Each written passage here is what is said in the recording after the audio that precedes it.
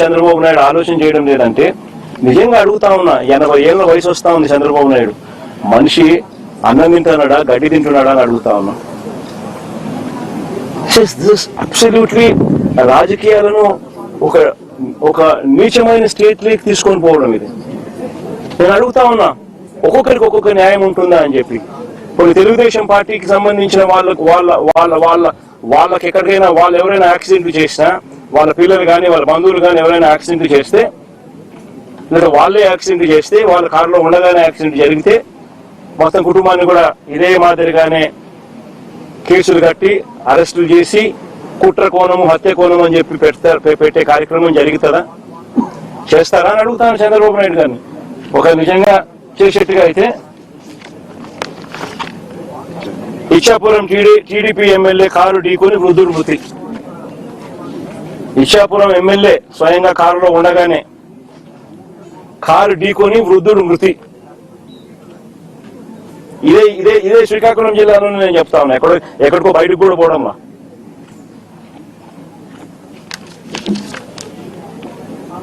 (31/12/2024)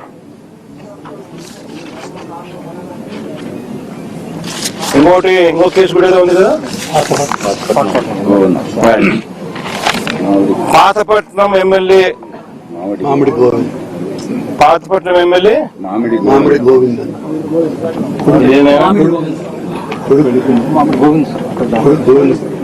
ఇదేంటి కొడుకును తప్పించి డ్రైవర్. పాతపట్నం ఎమ్మెల్యే ఇదే జిల్లాలోనే, ఇదే తెలుగుదేశం పార్టీకి సంబంధించిన పాతపట్నం ఎమ్మెల్యేకి సంబంధించిన మరో కార్ యాక్సిడెంట్. మళ్ళీ వాళ్ళలో అక్కడ ఎవరిని అరెస్ట్ చేసినారు? ఒక్కొక్కరికి ఒక్కొక్క న్యాయం వర్తింపజేస్తే నిజంగా బతకదు, వ్యవస్థ అనేది బతకదు. ఒక చెడు విత్తనాలు నాటుతా ఉన్నారు. ఈ చెడు విత్తనాలు రేపొద్దున వృక్షాలు అవుతాయి.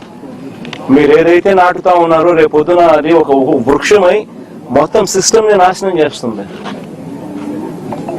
అబ్సల్యూట్ గా అన్పార్డనబుల్, క్షమించరాని తప్పు ఇది. నిజంగా యాక్సిడెంట్ జరిగితే అసలు యాక్సిడెంట్ జరిగినప్పుడు 108 ఫోన్ చేసింది కూడా ఈ పిల్లోడే. 108 ఫోన్ చేసింది ఈ పిల్లోడే. మరి నిజంగా చెడు ఉద్దేశం ఉంటే ఈ పిల్లోడు ఎందుకు 108 ఫోన్ చేస్తాడు? 108కు ఈ పిల్లోడు ఫోన్ చేయడమే కాదు, సిపిఆర్ కూడా, అంటే వాళ్ళ నాన్న డాక్టర్ కాబట్టి ఈ పిల్లోడు కూడా చూసి సిపిఆర్ చేస్తే, అంటే చెస్ట్ సిపిఆర్ అంటే ఫుల్ చెస్ట్ హార్ట్ పంప్ చేసే సిపిఆర్ది వాళ్ళ ఆయన చేయడం చూసి ఆరాటపడి ఆ మనిషిని బతికించాలని చెప్పి సిపిఆర్ కూడా చేసినాడు అందరి ముందర. జరిగేదంటే అందరి ముందర జరుగుతున్న విషయాలే. అంటే ఆ మనిషిని కాపాడడం కోసం తాపత్రయపడ్డాడు. 108 ఫోన్ చేసినాడు. మరి పోలీసులకు ఆ తర్వాత ఇన్ఫార్మ్ చేసింది కూడా ఈయన ఆయనే.